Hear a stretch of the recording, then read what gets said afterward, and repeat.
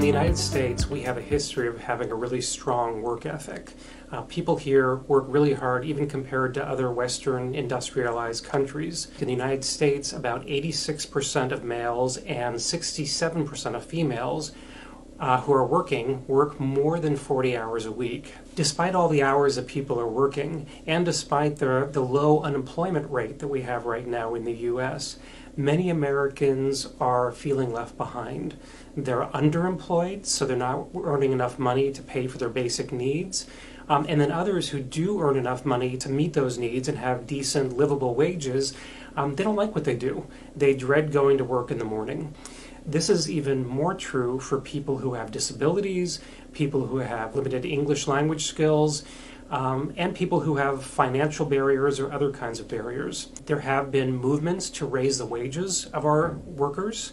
There also have been a lot of businesses coming up with innovative ways to create a more positive, pleasant workspace, and to increase worker satisfaction and to increase work-life balance. At the end of the day, though, people who want satisfying, well-paying jobs need help navigating the complex system that we have in this country. Our Career Development Center is working to help address some of these challenges with a lot of organizations across the county.